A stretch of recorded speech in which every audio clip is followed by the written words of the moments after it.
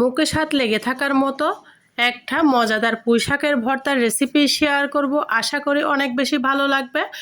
ভিডিওটা লাইক দিয়ে কন্টিনিউ করার অনুরোধ রইল। আসসালামু আলাইকুম বন্ধুরা, কেমন আছেন? আশা করি যে যেখানে আছেন সবাই অনেক বেশি ভালো আছেন। আলহামদুলিল্লাহ আমিও ভালো আছি। আজকে শেয়ার করব পুঁই শাকের একটা ইউনিক ভর্তার রেসিপি বলতে পারো। অনেকে তো অনেক রকমভাবে পুঁই শাকের ভর্তা দেখায়, আমি আজকে একদম ইউনিক নতুনত্বভাবে পুঁই শাকের ভর্তাটা শেয়ার করব। আশা করি অনেক বেশি ভালো লাগবে। সেই জন্য পুঁই শাকগুলোকে বেছে নিয়েছি, দেখতে পারতেছো ভাজ করে সুন্দর করে কেটে নিচ্ছি। পুঁই শাকের ভর্তা কিন্তু অনেক রকমভাবে বানানো যায়, আমি আজকে একদম সহজভাবে মজা করে ভর্তাটা বানিয়েছি। তাই বন্ধুরা লাইক দিয়ে ভিডিওটা কন্টিনিউ করার অনুরোধ রইল। ভিডিওটা স্কিপ করবে না, স্কিপ করলে বুঝতেই পারবে না আমি কিভাবে এই সহজ ভর্তাটা বানিয়েছি। পুঁই শাকগুলোকে কিন্তু আমি অফিস কিনে ধুয়ে নিয়েছি। শাক ভর্তার সময় অবশ্যই শাকগুলোকে ভালো করে ধুয়ে নিতে হবে। এই পর্যায়ে আমি একটা আলু নিয়েছি, আলুটাকে সুন্দর করে স্লাইস করে কেটে নিব। আলু দিয়ে আজকে মূলত পুঁই শাকের এই মজাদার ভর্তার রেসিপিটা বানাবো। আলু দিয়ে পুঁই শাকের ভর্তা বানালে খেতে কিন্তু একদম অমৃতর মতো লাগে। খাওয়ার পরে বোঝাবাটা করতেছি এতটা মজা হয়েছে বন্ধুরা, তোমরা একবার হলে এভাবে আলু দিয়ে পুঁই শাকের ভর্তাটা বানিয়ে নেবা।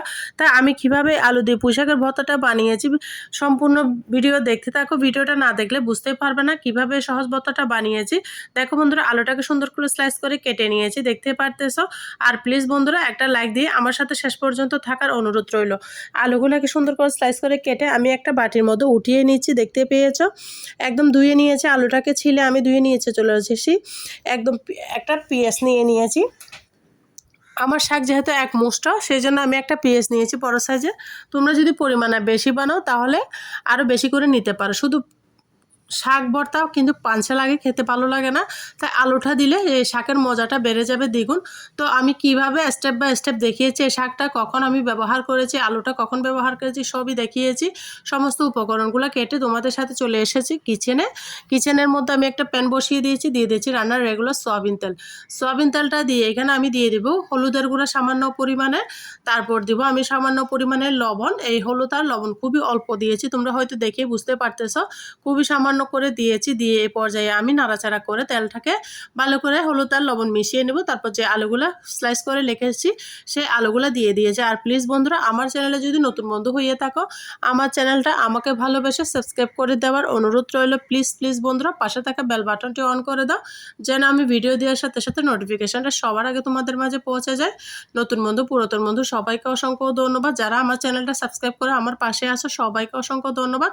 আলুগুলা তেল আর হলুদের সাথে সুন্দর করে লবণের সাথে মিশিয়ে নিচ্ছি, দেখতে পারতেছো নাড়াচাড়া করে। এই পর্যায়ে আমি আলুগুলাকে ঢাকনা দিয়ে ঢেকে দিব।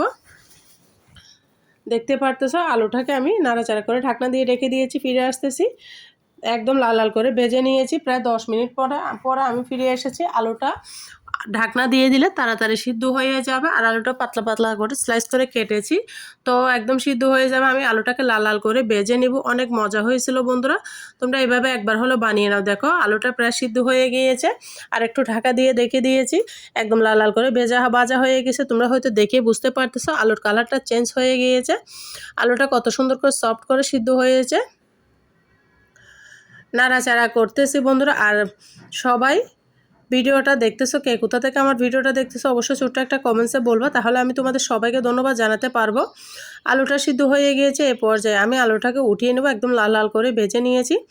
মুখে স্বাদ লেগে থাকবে, আঙ্গুল চেটে পুটে খাবে এতটা মজা। যারা ভর্তা পছন্দ করে না তারাও কিন্তু এই শাকের ভর্তাটা দিয়ে এক থালা ভাত নিমিষে ভাত খাওয়া হয়ে যাবে। আলুটাকে উঠিয়ে নিয়েছি, এ পর্যায়ে দিয়ে দিব 3-4টা আমি শুকনো মরিচ। যেহেতু শাকের ভর্তা সেই জন্য একটু ঝাল ঝাল করে বানালে অনেক বেশি মজা লাগে। মরিচগুলো দিয়ে ভালো করে নাড়াচাড়া করে এমনভাবে ভাজতে হবে যেন ভিতরের বিচি সহ সিদ্ধ হয়ে যায়। আর বন্ধুরা যারা ভিডিও দেখতে দেখতে এতটুকু এসে গিয়েছো, বন্ধুরা ভিডিওটা যদি কোনো অংশে ভালো লাগে তাহলে ফ্রেন্ডস এবং ফ্যামিলির মাঝে আমার ছোট্ট ভিডিওটা শেয়ার করে দেওয়ার অনুরোধ রইল।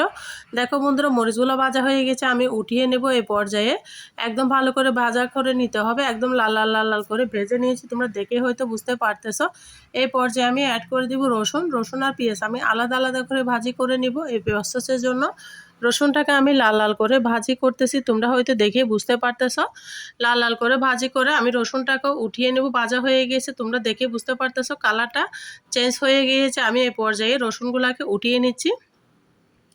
এখানে এখন আমি অ্যাড করে দিব কেটে রাখা পেঁয়াজগুলো দিয়ে এভাবে লাল লাল করে ভেজে নেব। দেখতে পারতেছো উঠিয়ে নিয়েছি। এখানে আমি অ্যাড করে দিলাম পেঁয়াজগুলো দিয়েও আমি লাল লাল করে ভেজে নিচ্ছি। দেখতে পারতেছো লাল লাল করে পেঁয়াজটা ভেজে ভর্তা বানালে ভর্তার স্বাদ কিন্তু বেড়ে যাবে দ্বিগুণ। তো এইভাবে আমি ভর্তাগুলো বানিয়ে নিচ্ছি। তোমরা কিভাবে পুঁইশাকের ভর্তা বানাও অবশ্যই আমাকে কমেন্টসে জানাও। আমার মতো বানাও নাকি আরও ভিন্নভাবে বানাও। তো আমার কাছে ভালো লাগবে তোমাদের কমেন্টস। আমার ভিডিওটা যদি ভালো হয় ভালো কমেন্টস করবা, খারাপ হলো কোন দিকে খারাপ হয়েছে সেটাও আমাকে কমেন্টসে জানাবা। তোমাদের একটা কমেন্টস আমার কাছে অনেক মূল্যবান। তোমাদের একটা কমেন্টস পেয়ে আমাকে অন্য ভিডিও করার উৎসাহ বাড়িয়ে দেয়। তো সবাইকে অসংখ্য ধন্যবাদ। পেঁয়াজগুলোকে ভেজে নিয়েছি। এই পর্যায়ে সামান্য তেলের মতো আমি শাকগুলো দিয়ে দিচ্ছি। শাকগুলোকে নাড়াচাড়া করে দিচ্ছি। যে আমি যে প্রসেসে দেখাচ্ছি তোমরা সেম প্রসেসে যে কোনো ভর্তা এভাবে বানিয়ে নিতে পারো। খুবই মজা বন্ধুরা। এরকম ভর্তা খাওয়ালে তোমার মানুষের রিকোয়েস্ট করবে যে না আবার এই ভর্তাটা বানিয়ে দাও, এতটা মজা হয়েছিল। শাকটাকে দেখতে পারতেছো আমি নাড়াচাড়া করে নিচ্ছি। পুঁইশাক থেকে কিন্তু একটু হালকা পানি ছাড়ে, বেশি পানি ছাড়বে না। তো আমি এখানে নাড়াচাড়া করতেছি। শাকটা কমে গিয়েছে, তোমরা হয়তো দেখে বুঝতে পারতেছো। নাড়াচাড়া করতে করতে এই পর্যায়ে এসে এখানে আমি অ্যাড করে দিব স্বাদ মতো লবণটা দিয়েছি স্বাদ মতো। তারপর দিয়েছি হাফ চামচ মতো চিনিটা দিলে শাকের ভর্তাটা অনেক বেশি মজা হয়। তোমরাও চেষ্টা করবা বন্ধুরা চিনিটা দিয়ে শাকের ভর্তাটা বানানোর জন্য। আমার তো অনেক ভর্তা প্রিয়। আমার চ্যানেলে কিন্তু বিভিন্ন রকমের শাকের রেসিপি আছে, ভর্তা রেসিপি আছে। তোমরা চাইলে আমার চ্যানেল থেকে ঘুরে আসতে পারো। আর আমার চ্যানেলে যদি নতুন ভিজিট করে থাকো আমার চ্যানেলটা আমাকে ভালোবেসে সাবস্ক্রাইব করে দেওয়ার অনুরোধ রইল। এখানে আমি হাফ কাপ মতো পানি দিয়েছি। শাকটাকে একদম সফটভাবে সিদ্ধ করে নিব। তার জন্য শাকটা পানিটা দিয়ে আমি ঢাকা দিয়ে ঢেকে দিব। ফিরে আসবো শাকটা সিদ্ধ হওয়ার পরে। দেখো বন্ধুরা পানিটা একদম চুষে নিয়েছে, শাকটা প্রায় সিদ্ধ হয়ে গিয়েছে। তবে এই পানি করে শাক ভর্তা করলে মজা হবে না। পানিটাকে একদম আমি চুষে নেব। তোমরা দেখতে থাকো আমি কোন প্রসেসে ভর্তাটা বানাচ্ছি, শেষ পর্যন্ত দেখিয়ে দেবো স্টেপ বাই স্টেপ। এই পদ্ধতি ফলো করলে যে কোনো ভর্তা কিন্তু বানিয়ে নিতে পারবা, একটুও ভুল হবে না। আমরা সবাই কিন্তু কম বেশি রান্নাবান্না পারি, যারা পারে না তাদের জন্য আমি আজকের ভিডিওটা শেয়ার করতেছি।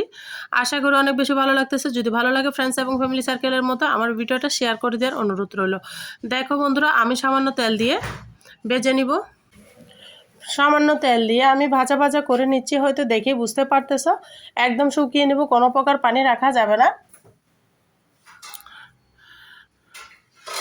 ভালো করে শুকিয়ে নিব, টান করে নিব। কোনো প্রকার পানি রাখলে কিন্তু শাক পানসে হয়ে যাবে, তাই এদিকে খেয়াল রাখতে হবে যেন কোনো প্রকার পানি না থাকে। দেখো বন্ধুরা শাকটা কিন্তু একদম শুকিয়ে নিয়েছি। এই পর্যায়ে আমি শাকটাকে উঠিয়ে নিব। দেখো কোনো প্রকার পানি নেই, দেখে হয়তো বুঝতে পারতেছো। আমি শাকটাকে উঠিয়ে নিচ্ছি একটা বাটনাতে। শাকটা সরাসরি উঠিয়ে নিচ্ছি। আমি বাটনাতে বেটে আজকের ভর্তাটা বানাবো। তোমরা চাইলে হাত দিয়ে কষলে বা শিলপাটার মধ্যে ভর্তাটা বানিয়ে নিতে পারো। তো বন্ধুরা আমি এখানে বাটনার মধ্যে শাকটাকে ভালো করে পিছনে দিয়ে পিষে নিচ্ছি। শাকটা যেহেতু গরম সেজন্য হাত দিয়ে ধরা যাবে না। তোমরা দেখে বুঝতে পারতেছো আমি সুন্দর করে পিছনে দিয়ে পিষে নিচ্ছি। এই পর্যায়ে আমি ভালো করে পিষিয়ে নিব। তারপর এখানে আমি অ্যাড করে দিব যে শুকনো মরিচ ভেজে রেখেছি, সেই শুকনো মরিচগুলো আমি এখানে দিয়ে দিব। দিয়ে আমি বাটনার সাহায্যে এটাকে বেটে নিব। দেখো বন্ধুরা সামান্য একটু লবণ দিয়ে পিছনে দিয়ে মরিচগুলোকে ভালো মতো পিষে নিচ্ছি। দেখতে পারতেছো পিষানো হয়ে গিয়েছে।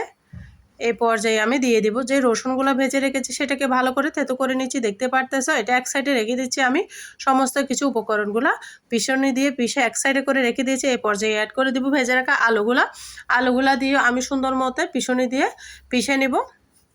তোমরা চাইলে হাত দিয়ে কষলিয়ে নিতে পারো, আমিও হাত দিয়ে কষলিয়ে নিচ্ছি। কারণ পিছনে থেকে হাতের মজাই আলাদা। যে কোনো ভর্তা কিন্তু হাত দিয়ে বানিয়ে নিলে অনেক বেশি মজা হয়। আমি যেহেতু গরম থাকে সেই জন্য একটু পিছনে দিয়ে পিষে ঠান্ডা করে নিচ্ছি, আবার হাত দিয়ে কষলিয়ে ভর্তাটা বানাচ্ছি। সব মিলিয়ে একটা অসাধারণ ভর্তা শেয়ার করেছি। আশা করি তোমাদের কাছে অনেক বেশি ভালো লেগেছে। ভালো লাগলে লাইক কমেন্ট শেয়ার করতে ভুলবা না। তোমরা যারা আমার সাথে ভিডিও দেখতে এতটুকু এসে গিয়েছো সবার জন্য মন থেকে অনেক বেশি ভালোবাসা ও দোয়া রইল। দেখো বন্ধুরা এই পর্যায়ে আমি যে পেঁয়াজগুলো ভেজে রেখেছি সেটা দিয়ে দিয়েছি। দিয়ে সুন্দর মতো হাত দিয়ে কষলিয়ে নিচ্ছি। আবারও আমি পিছনে দিয়ে ভালো করে পিষে ভর্তাগুলোকে ফিনিশিং দিয়ে দিব। এত লেভেলের মজা হয়েছে বন্ধুরা বুঝাইতে পারবো না। তোমরা যখন বাসায় বানাবা তখনই কি লেভেলের যে মজা হয়েছে তখন তোমরা বুঝবা, না হলে কিন্তু বুঝবা না। একদম মুখ দিয়ে পানি চলে আসবে ভর্তা বানানোর আগে। আমি তো ভয়েস দিয়েছি তখনই আমার আবার খেতে ইচ্ছে করতেছে। তো এইভাবে ভর্তাটা বানিয়ে নাও। আমার লবণটা টেস্ট করেছি অবশ্যই সবগুলো পারফেক্টভাবে হয়েছে। সাথে যদি এক ফালি লেবু থাকে কোনো কথাই নেই, শুধুমাত্র এই ভর্তাটা দিয়ে এক থালা ভাত খেয়ে ফেলবে। আমি পরিবেশন করে দেখিয়ে দিচ্ছি কেমন হয়েছে আমার এই পুঁইশাক আলুর ভর্তাটা। অবশ্যই আমাকে ছোট্ট একটা কমেন্টসে বলবা। আর তোমরা যারা আমার সাথে এসে গিয়েছো ভিডিও দেখতে দেখতে সবাইকে অসংখ্য ধন্যবাদ। আর বন্ধুরা, আমার কথার মাঝে ভিডিওর মাঝে কোনো ভুল ত্রুটি হলে সবাই আমাকে ক্ষমার দৃষ্টিতে দেখো। সবাই ভালো থাকো, সবাই সবার জন্য বেশি বেশি করে দোয়া করো, আমার জন্য আমার পরিবারের জন্য দোয়া করো। আর কেমন হয়েছে আমার ভর্তাটা লাইক কমেন্ট করে জানিয়ে দাও। বন্ধুরা, সবাই ভালো থাকো, সুস্থ থাকো। আল্লাহ হাফেজ। আসসালামু আলাইকুম রহমতুল্লাহি ওয়া বারাকাতুহু।